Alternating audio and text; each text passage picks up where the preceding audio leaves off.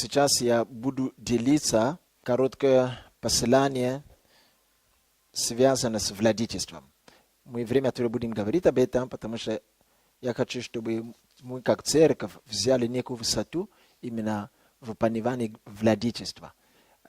Мы будем рассуждать, чтобы понимать, какие вещи не являются владычеством, которые Бог, или к чему Бог призвал нас от начала в книге Бытия. Потому что об этом много говорится, и много кто что делает, и потом начинается вот владычество, то владычество. Есть вещи, которые не являются владычеством. Откроем Евангелие от Луки, 7 глава, с 1 стиха. Когда Иисус закончил все слова, опять слово, да? Там, наверное, будет давар. Когда Иисус закончил все слова свои к слушающему народу, то вошел в Капернаум. У одного сотника, слуга, который он дорожил, был болен при смерти. Услышав об Иисусе, он послал к нему иудейский старейшин, просит его, чтобы пришел и исцелить слугу его. И они, придя к Иисусу, просили его убедительно, говорили: он достоин, чтобы ты сделал это для него, ибо он любит народ наш, и построили нам даже синагогу. Иисус пошел с ними. И когда он недалеко уже был от дома, сотник прислал к нему друзей, к Иисусу, сказать: не трудись, Господи, ибо я недостоин, чтобы ты вошел под кров мой. Потому и себя самого не почел достойным прийти к тебе. Но скажи слово, скажи слово. Скажи слово, и выздоровеет слуга мой. Ибо и я подвластный человек, но имею у себя в подчинении воинов. Говорю одному: пойди, и идет, другому: приди, приходит. И говорю слуге моему: сделай то, и делает. Услышав все, Иисус удивился ему и, обратившись, сказал идущему за ним народу: сказываю вам, что и в Израиле я не нашел такой веры. И вы знаете продолжение. Иисус сказал: как ты поверовал, иди, да будет тебе. И когда он вернулся, слуга был здоров. Итак, этот человек дорожал друга, который был болен при смерти, и он, конечно же, слышал и видел дела Иисуса. Он знал, что Иисус может помочь. И он посылает к нему друзей иудейских, и они уговаривают Иисуса, говорят: нет, ну пойдем, ты должен сделать для него. Они даже в ходатайстве переводят какие-то аргументы, чтобы убедить Иисуса. Иисус сказал: хорошо, пойдемте. Ой, Господь идет, но этот человек посылает еще другие друзья, говоря: не трудись прийти домой, потому что я сам тоже не почел нужно прийти к тебе. Но скажи только слово, и выздоровеет слуга мой. Этот человек знал, что слуга очень болен. Единственное лекарство, которое может помочь, это слово, исходящее от Бога. Для каждой трудности есть конкретное слово. Для каждой проблемы есть конкретное слово. Для каждой ситуации есть конкретное слово. У Бога ответ на все и решение для всего – это слово. Мы скажем: это же ангелы. Да, ангелы могут что-то делать. Но ангелы всего лишь исполняют слова. Нет, это помазание, это правильно. Но помазание движется из-за силы слова. Это молитва, да. Но молитва и ответ на молитву – это прежде всего слово. Итак, мы видим, что для всего у Бога есть слово. Для каждой ситуации у Бога есть слово. Итак, этот человек знал, что если Иисус скажет слово, то выздоровеет слуга мой. И он посылает к нему друзей и говорит: не трудись прийти ко мне. Я сам не почел нужно прийти, потому что я знаю, там, где ты находишься, в любом месте, где ты находишься, говори и скажи только слово. И что-то хорошее, которое я хочу, которое я ожидаю, будет. И написано, что Иисус удивился ему, обратился к народу, сказал: такой веры и весь Израиль я не увидел.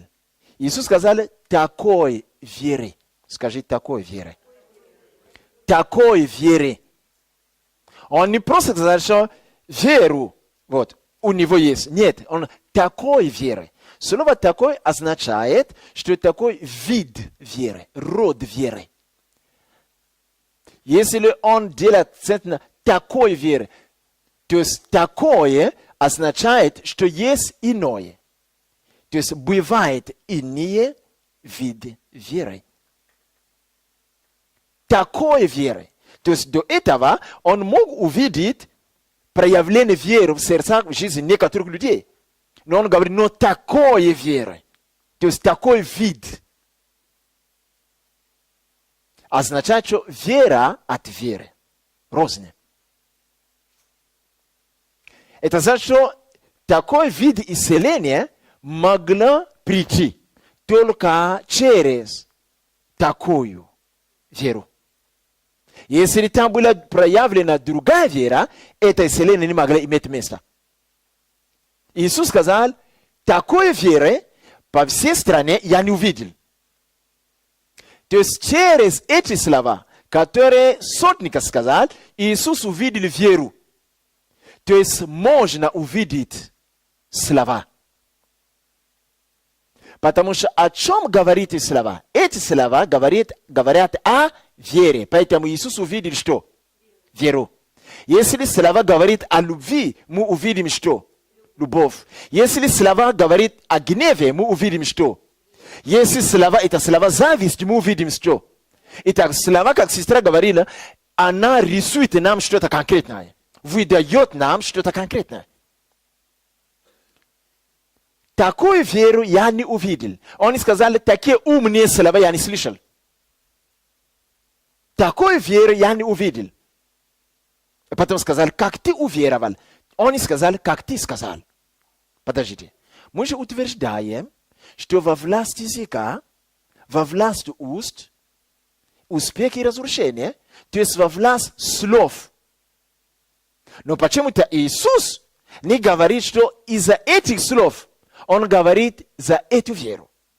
Это значит, что слова сами по себе, они не сильны.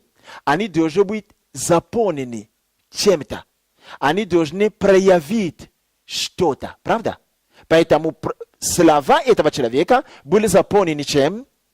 Поэтому они проявили что? Если слова заполнены любовью, они проявят любовь. Если слова пустые, как бы ты ни говорил мне, что ты меня любишь, слова выдадут, что ты меня не любишь. Это пустые слова. Это в нашей культуре мы говорим, что есть пустые слова. Правда, да? Мы не лжем. Наши предки, которые приучили нас так думать или так говорить, они не ошиблись. То есть слова могут быть пустыми. И слова могут быть заполнены чем-то. Слова не заполняются пустотой. Поэтому слова любви, они заполнены любовью. Поэтому если действительно эти слова заполнены любовью, когда ты выдаешь их конкретным адресату, этот человек увидит что? Увидеть, значит, не обязательно что-то нарисуется. Нет, увидеть, то есть он поймет, он почувствует, он попадет под влияние любви. Поэтому слова, которые заполнены любовью, они даже становятся медициной. Они могут лечить душу. Правда? То есть что-то конкретное, какая-то субстанция высвобождается через слова и попадает именно на душу человека, и человек легко становится. Если слова заполнены верой, когда мы говорим, то Бог не сначала слова слышит, но видит то, что слова выдают. Поэтому Бог видит веру. Иисус увидел, что слова этого человека? Нет. Он увидел веру. Теперь вопрос. Вера от веры разная. Он сказал, такая вера, то есть такой вид веры, это значит, есть другие виды веры. Какой вид веры еще мы можем видеть в Писании? Если мы откроем, например, Римлянам, 10 главу, с 9 стиха. «Ибо если устами твоими будешь исповедовать Иисуса Господом, и сердцем твоим будешь веровать, что Бог воскресил его из мертвых, то спасешься». Вера, которой мы спасаемся, или все люди могут спастись на земле, это называется вера спасительная. Это самая элементарная вера, которая ничего не требует. Если человек услышал свидетельство, или читал Библию, или как-то дошло до него, что Иисус есть Спаситель, он верит сердцем и устами исповедует Иисуса. Эта вера в сердце приносит ему что? Спасение. Спасение – это большое чудо. Мы демонстрировали спасение. Это когда Бог берет наш дух из царства тьмы и перемещает в царство света. Обратился от силы врага, чтобы прилепиться к Богу. Это чудо в духе происходит. Человек спасается. Теперь и шел в ад, но теперь будет идти в рай к Богу. Но вы видите, результаты очень большие, чудо большое. Но вера элементарная. Он уверовал в сердце и исповедовал. И он получил спасение. Всякая вера что-то нам приносит. И когда мы откроем, например, еще апостол Яков, послание Якова, 1 глава, мы читаем с 5 стиха. Если же у кого не достает мудрости, да просит у Бога, дающего всем просто и без упреков, и даст ему, но да просит с верой. Если попросит без веры, то пусть этот человек не думает, что он получит что-либо от Господа. Но если он попросит с верой, то Бог даст ему. Всякая вера чего-то конкретного приносит нам. Вера – это как валюта, как деньги. Если мы пускаем куда-то, обязательно мы что-то приобретаем. Вера – это духовный эквивалент за обмена. Когда мы высвобождаем куда-то веру, мы получаем что-то взамен. Поэтому, если человек имеет такую спасительную веру, когда он высвобождает эту веру, сердцем верит, а устами исповедует. Это исповедание, выражающее ту веру, которую он имеет в сердце. Он высвободит эту веру, он дал эту веру. Что он получает? Спасение. Вера в просьбах и в молитвах. Когда мы просили у Бога с верой. Если апостол говорит с верой, это значит, что мы можем просить без веры. То есть просьба от просьбы разная. Молитва от молитвы разная. Есть молитва пустую, то есть пустая молитва, а есть молитва заполненная верой. Кто-то мне говорит, а молитва может быть заполнена помазанием. Помазание зависит от веры. А молитва заполнена любовью. Любовь идет вместе с верой. Во всем вера. Поэтому он говорит, если вы попросите с верой, как валюту вы дали, вы получите по заслугам. По этой вере вы получите то, что надо. По этой вере вы не получите что-то другое. Если мы помолились за кого-то, ходатайствовали с верой, то придет именно то, что мы просили в ходатайстве. Скажи вера. А этот сотник говорит какие-то слова. Он не говорит, Господи, я верю. Нет, он говорит, я знаю. если ты скажешь слово. И он объясняет, почему он так думает. Иисус дивился не словами и мудростью, дивился верой. Итак, вера, которую высвободил в эти слова, была именно та специфическая вера, чтобы получить то чудо, которое он ожидал. Если он там проявил спасительную веру, этот слуга никогда бы не исцелился.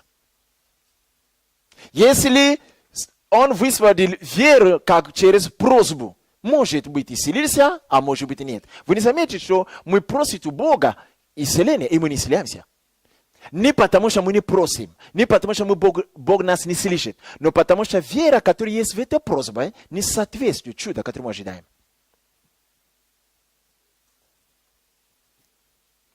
Поэтому он сказал, такая вера, такой формы, такой вид веры. Но откуда у человека был такой вид веры? Именно эта вера требуется, когда речь идет о владычестве. Мы не можем владычествуя использовать в владычестве веру спасительную. Не сработает. Поэтому пусть нас никто не лжет. Если человек только что спасся, он не может владычиться в духе. Исключено. Это одно и то же, чтобы как человек физически родился, и вы мне говорите, что завтра он принесет нам зарплату домой. Он даже говорит, что не умеет. Ходить, что не...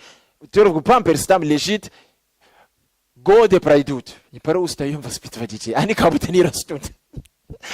Кормишь, все делаешь, годы идут. Ты стареешь, они всегда маленькие.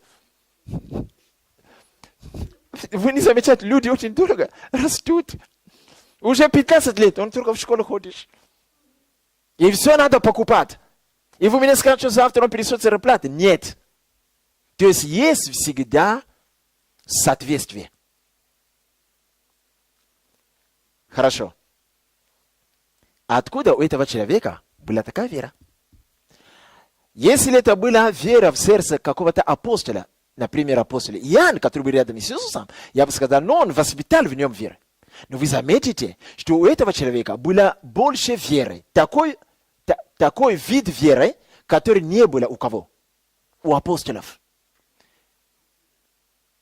Однажды они изгоняли одного беса, они не могли. Иисус упрекал их, он сказал, скоро я буду терпеть вас. У вас мало веры. А этого человека, который не был среди апостолов, он хвалит его. Он говорит, такой веры вообще по всей стране нету. Я бы сказал Иисус, возьми его в ученика. Он подходит. Он может владычествовать. У этого человека было откровение. Вера, которой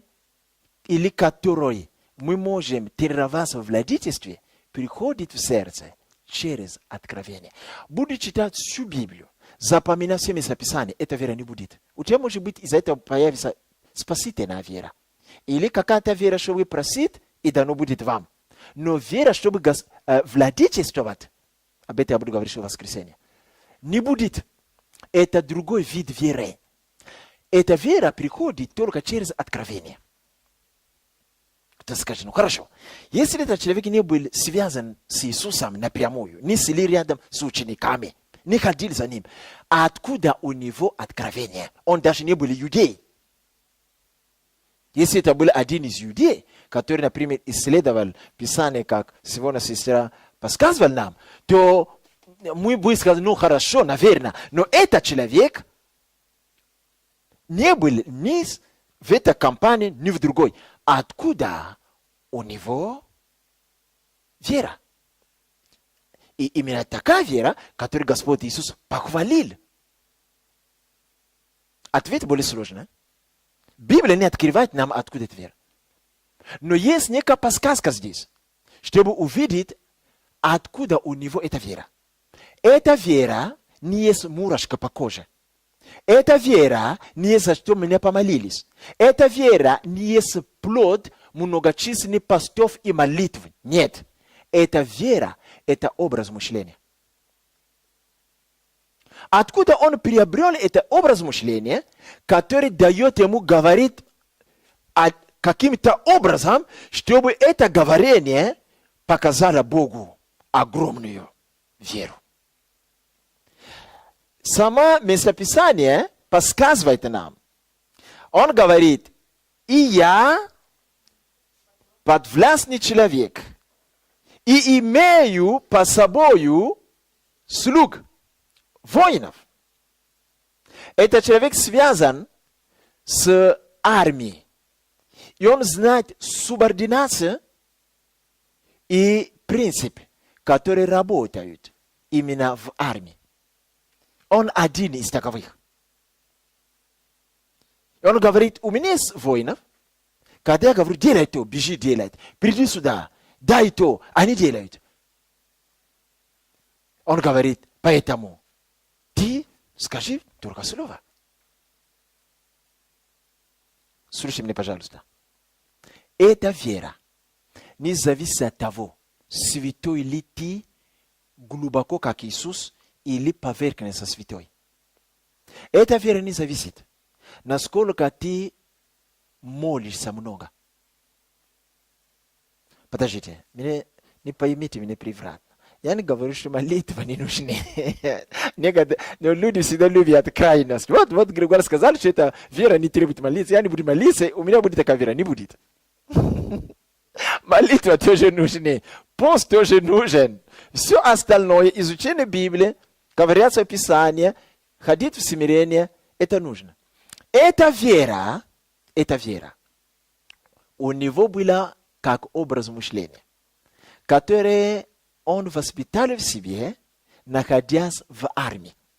Он видел принципы субординации и другие принципы, которые работают в армии. Слушайте меня, пожалуйста. Я хочу поделиться некоторые откровения здесь. Именно в армии он увидел то, что называется статус. Положение. Позиция. Я не был в армии, поэтому я затрудняюсь назвать эти статусы. Но я знаю некоторые. У меня был один друг, он полковник. И однажды я был у него на работе. Когда он звонит и говорит, 5 минут, вы должны быть здесь делать то. Те, которые под ним, они прибегают. И не важно, голова у них болит или не болит. Это позвоночник болит или не болит. Вообще, не кушал или не кушал, он бросит все, бегом. Он должен сделать это. Он не будет говорить, я не могу, потому что у меня голова болит. Позже он может сообщить, но пока дали команду, он скажет, yes, sir. То есть эта вера связана с положением, со статусом. Слушайте меня, пожалуйста. 70 учеников Иисуса пошли, изгоняли бесов, вернулись перед Иисусом. Они радовались, говорят, о, они удивились, сказали, именем Твоим, они нас слушаются. Как вы думаете, кто изгонял этих бесов? Они или кто-то другой? Делегировано вас. Статус Иисуса изгоняли это. Поэтому они сами удивились, как эти крутые демоны нас слушаются. Мы стали такими крутыми, что ли? Нет, это статус. Поэтому, послушайте меня, пожалуйста. Полковник дает команду, он проявляет владычество словом. Он говорит, итак, завтра, пока я приду, то и другой должен быть здесь. Будет там или нет? Будет. Он сам физически может быть слаб, может быть больной, но из-за статуса, когда он сказал, все будет там. Но кто в армии покруче, выше полковника? Генерал. Как вы думаете, если полковник придет к генералу, скажет, товарищ генерал, завтра, чтобы моя машина была чиста, пока я приду и уйду домой. Как вы думаете, когда завтра он придет? Он уже туда не вернется, да? Когда он опомнится, кому он сказал, On vuibishise tavadoma izbiti. Etatosha bula. Sisimi sinavyami. Скажи соответствие. То есть вера для того, чтобы владетельствовать. Да, все формы веры тоже нам нужны. Но мы должны воспитать себя, как в армии. Вопрос здесь связан со статусом положения. И мы должны изучать, кто находится в меньшем положении, чем мы. Вот только там будет работать принцип владельчества. Ты не можешь повелевать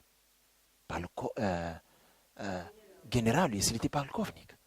Не можешь. Но генерал скажет, ты, наверное, забыл, кто я. Он не будет там понимать это самое железное или показывать мускулы. Нет. Он покажет. Что он покажет? Погоны. Он не будет там сердиться, он будет топать ногами, кричать, кто тут круче. Нет, он покажет погоны. И скажет так, из-за того, что ты нарушил субординацию, не твоя машина должна быть помыта. Завтра моя машина или 3 мои машины будут чисты, пока я приду. Этот человек, как бы он ни был болен, он соберет своих детей, своих слуг, придут в 5 часов утра, чтобы когда генерал придет, все 3 машины были чисты. Означает, что вера для владельчества – это не мурашка по коже, это не знание Писания. Хотя знание Писания может помочь нам в этом. Это откровение, субординация и статус. Теперь более реально. Насколько мы, как родители, можем иметь власть над детьми. Не потому, что папа много зарабатывает. Не потому, что папа закончил и имеет 3 вуза. Нет. Потому что он кто? Отец. Братья и сестры, я эти вещи не очень давно стал узнавать. Если мы знали бы эти вещи, когда мы начали рожать наши дети не пошли бы туда, где они находятся сегодня. Не знали. Мы недостаточно знаем, как зарабатывать субординация и статус, положение в духе. Это то, что Бог использует. Это то, что этот сотник знал. Он, наверное, рассматривая природу, что Бог поставил ограничения. Сказал, вода морская. Вы будете даже в полнолуние врываться до суда. А дальше нельзя. Вода сказала, есть, сэр. Солнце. Земля будет крутиться вокруг тебя, и ты будешь согревать. Больше градусов нельзя. Вообще, будь на это расстояние, приближаться нельзя. Солнце сказали, есть, сэр. Бог сказал, так, птица, там в этом дворе всегда жарят мясо на открытом небе. Как только станет теплый, ты будешь прилетать туда, брать мясо и хлеб. И бегом ты будешь передавать моему пророку, который там находится, ровно в час. Птица, сказал Бог. Есть, сэр. Читайте Библию. Поэтому написано, что птица переносили мясо и что? Хлеб в определенное время. Кому? Вы думаете, что Илья молился за это? Нет. Кто повелел птицу? Бог. У меня вопрос. Давайте я вас спрошу. Как вы думаете, что за птица это была? Ворон. Вы когда-нибудь видели клюв ворона?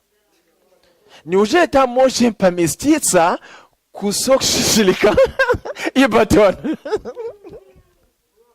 То есть, но, подождите, вы просто не думали об этом, я думал за вас. Как вы думаете, хлеб, который переносили, было вот так миниатюрный? И мясо было так малюсенькое? Это был кусок шашлыка, который где-то жарили, и половина булка хлеба. Теперь покажите, как он держал это. Лапами, да? Вы видели его лапы? Я вам скажу. Кто-то задавали мне вопросы насчет смоковницы, которую Иисус проклял. Понимаете, мы не до конца понимаем Божье откровение. Это птица. Клюв маленький. Это когти маленькие. Но поскольку хозяин сказал, он держит все, чтобы потащить туда большой хлеб и большой кусок мяса. Ход клювом. Ход. Почему? Потому что хозяин сказал. Потому что хозяин сказал. Теперь представь тебе ворона, который держит большое мясо и большой хлеб. Потому что хозяин сказал.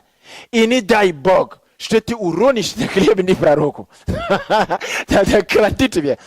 Конечно, это субординация и что? Статус.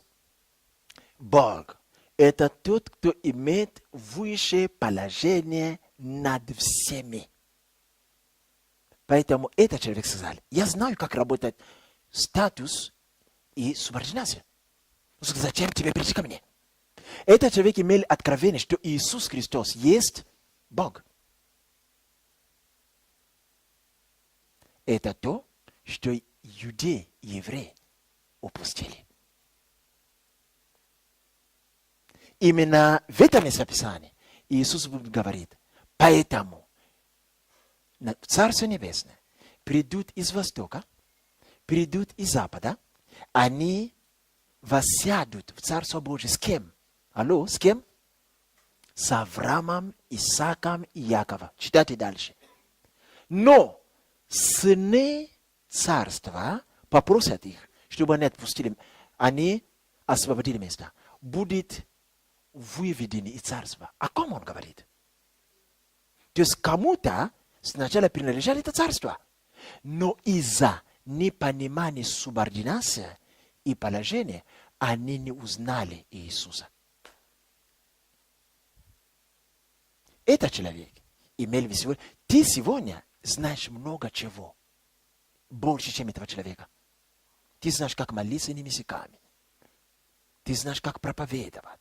Ты знаешь, как учить других. Этот человек мало знал. Но у него было откровение об Иисусе. Он сказал, Иисус есть Бог. Если он скажет слово, все. Все. Весь мир будет крутиться все равно. Микробы в теле этого человека. Знаете, когда в Библии написано, что этот человек был болен при смерти, как вы думаете, что это за болезнь это была? Мы точно не знаем. Но историки говорят, что в основном это те же лютые болезни, которые убивают людей сегодня, были и так. Вы думаете, что болезни... Да, некоторые болезни, как бы мы считаем, что они новые, не новые. Болезни всегда были.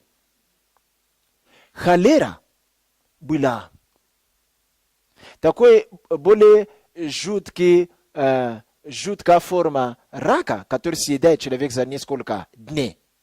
Была.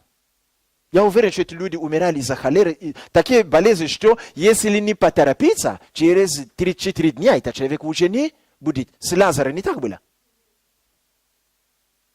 Евангелие Иоанна, 11 главу. Друг твой, человек, который ты любишь, болен при смерти. И Иисус задержался, 3-й день. Пришли, сказали, что? Умер.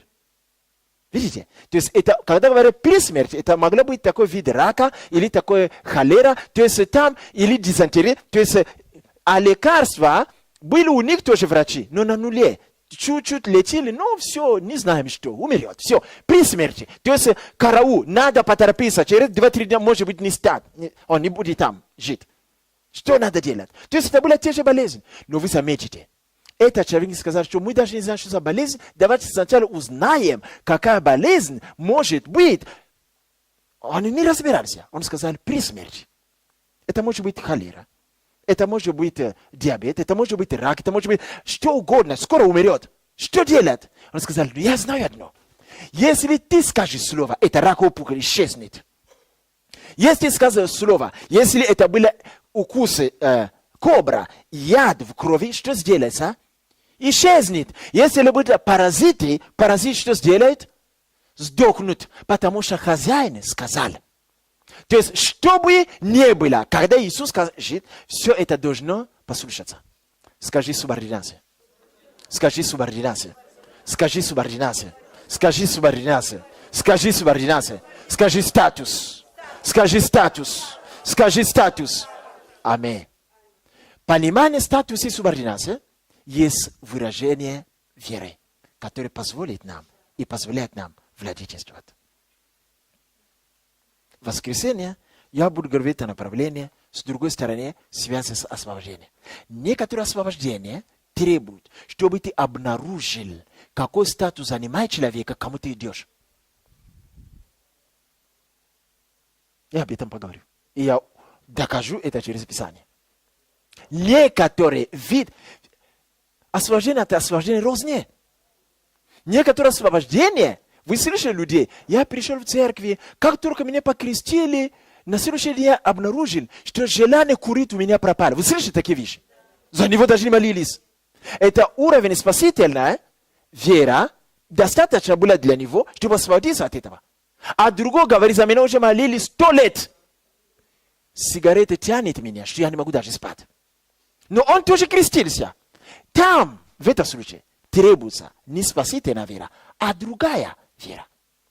Поэтому вера от веры розни, освобождение от освобождения розни, исцеление от исцеления розни. Некоторые виды формы освобождения мы должны обнаружить статус человека, который будет нам служить.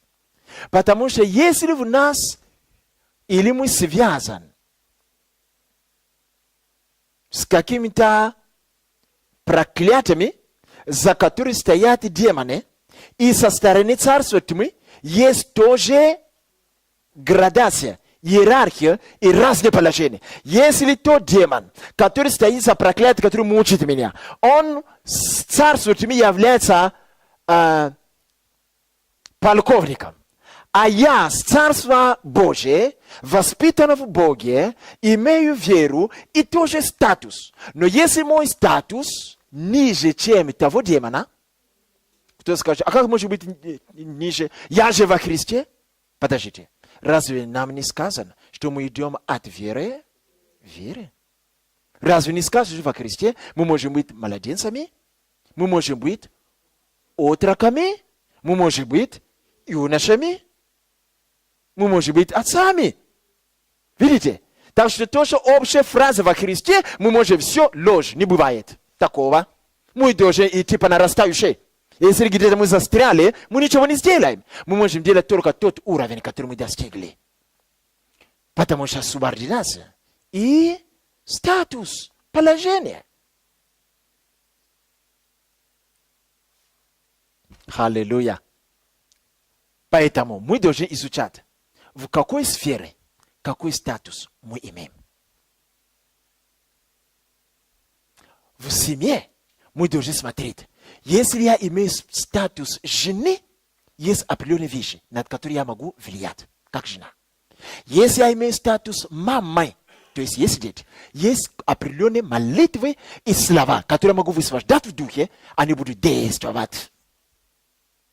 Если я имею статус мужа, знаете, когда люди встречаются, они любят друг друга, они планируют жениться, они еще не муж и жена. Правда? Какие-то вещи, которые он будет делать как муж, она не сработает. Но как только он стал официально мужем, все. Есть вещи, которые он должен изучить, знать. Я как муж имею право на то, на то, на то. Поэтому, когда он будет действовать в свои права, статус будет иметь силы. Если он стал отцом, когда она не беременна, не рождала, он муж, но не отец. То есть статус отца нету. Как только она родила, он становится, хочет ли это или нет, его повысили.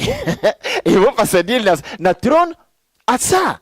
То есть есть определенный статус, и он должен знать, мы должны знать, какие вещи относятся к нашему статусу.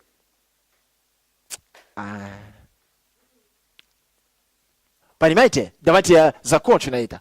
Смотрите, если кто-то inspirirava zilimy dukami. No naprimera kakita kaldunia ili ta mixrasiensa ili porci navojet. Brasate manete perito vami jiliom shto bitina stupili zabalele ili porci ili sglas. Patashite, muito je panimata. Какой статус мы имеем над всеми этими вещами?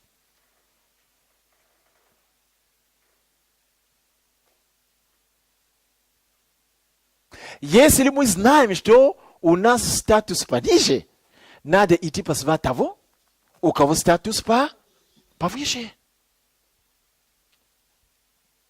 А позвать того, тут последнее на сегодня совет. Требуется смирение.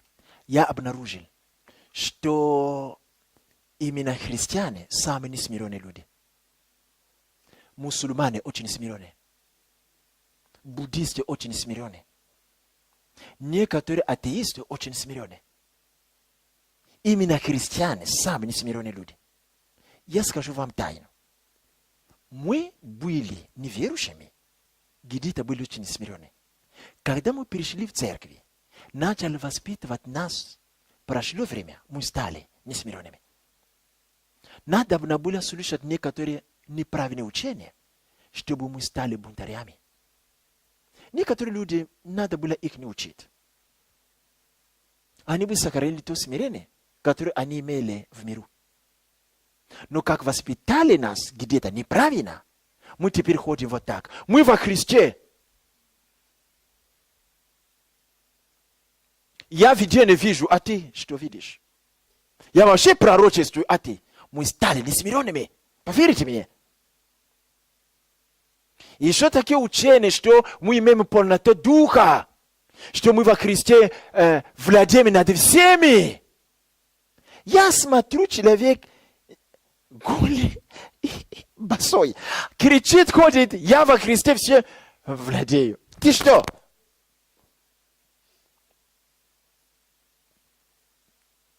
Понимаете, Иисус сказал, когда я прощаю людей грехи, вы не верите. Вы не согласны, что я имею власть прощать грехи? Ну хорошо, чтобы доказать вам, стань не ходи, тот стали начал говорить. Видите? То есть, если мы где-то кричим, что мы такие крутые христиане, мы должны показать наяву? Нет, все же духовно. Подождите, духовно одевается в плоти. Мы же слышали об этом сегодня. Но он духовно сказал, да будет. Поэтому позже мы увидели его в мясо, в тело, флеш. Конечно. А мы все прячемся за духовностью.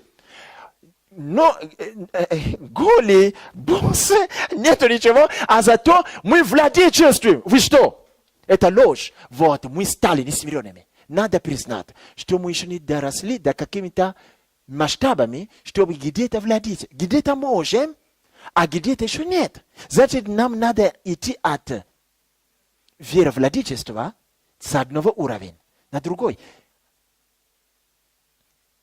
Как идти к этому? Мы должны иметь откровение. Второй. Как идти к этому? Мы должны иметь человека, который в теле и плоть, который умеет в этих сферах научился, выше на определенный статус, и он может владетельствовать, нам надо прилепиться к нему, чтобы позже он передал нам это. Поэтому ребята пошли изгонять бесов, они удивились, как же у нас получается. Иисус знал это, сказал, у вас не получается. На самом деле получается из-за меня, потому что Иисус как бы соединил их под своим помазанием, под его статусом.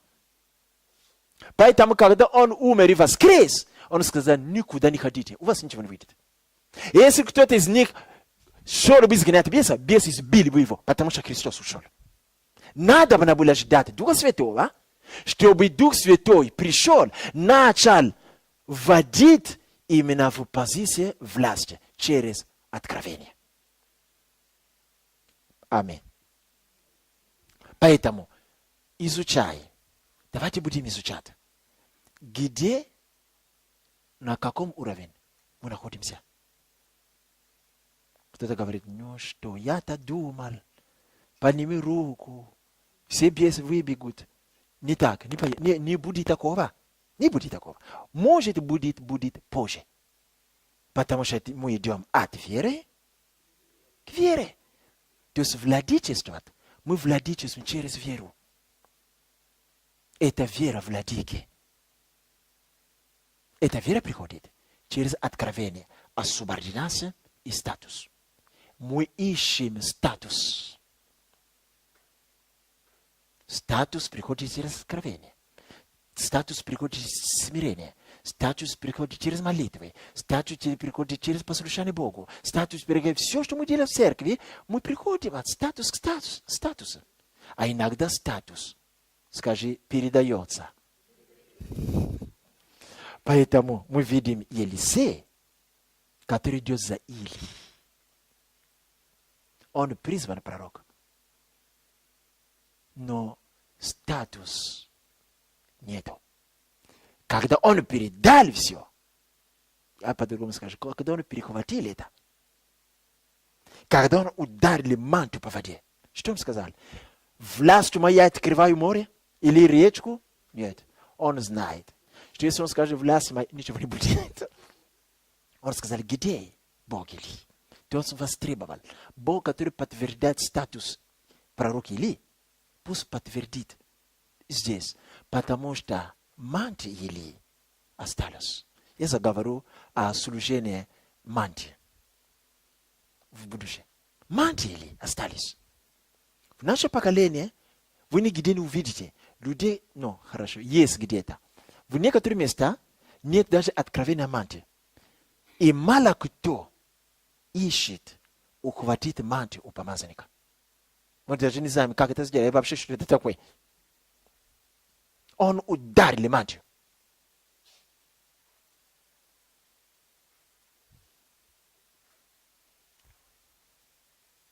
Аллилуйя. Статус может передаваться. Начни исследовать мужей Божий. Начни находить людей, которые ты видишь, что они по статусу выше тебя. Начни пробиваться к ним. Поставь цель. Вас не удивляет, сейчас, 1 минуту я закончу. Вас не удивляет, что у воскресенья я поговорю об этом. У пророка Или есть школы пророков. Несколько тысяч, всегда пророков было много. Самое распространенное служение тогда. Бог никогда не сказал ему, что из среди этих тысяч есть там кто-то, передай ему мантию. Нет. Он посмотрел на все сердца, сказал, не подходит. И он оставил школу, Бог пошел в город. И рассматривал все, посмотрел, видит, Елисей, сказал, подойдет. Как это? Эти люди, которые были в школе Или, они каждый раз слушали Или, видели чудеса, учились проповедовать, пророчествовать, спрашивали, он отвечал, он благословлял их. Но они никогда не могли возмечтать занять его место. Ты должен возмечтать занять место кого-то. Алло, я что-то не то сказал? Я не имею в виду толкнуть его, что он упал. Нет. Я имею в виду стать как он. Бог посмотрел, все сказали, есть Елисей. Он, конечно, не в школе пророка, но я вижу сердце его, там кипит так. О, если я был бы рядом с помазанником, я бы сделал все, чтобы зайти на его статус. Потому что филистимляне нас замучили. Видите? Кто в церкви говорит, бесы так замучили людей в этом городе. Если у меня было бы такой помазан рядом, как Бенихин, я бы шкуры снять с вашего детства на это. Потому что я бы вернулся в Россию, потому что демоны слишком мучат нас. Видите, это другой менталитет. Вот этот менталитет помогает взять, получить статус другого помазанника. Из 1000 людей ни у кого не было такой образ мышления. Елисей, который фермером занимался, Бог его увидел, сказал, у него есть такое сердце. Поэтому войти в статус это нелегко. Она не придет через просто обычной молитвой. Должна быть жажда.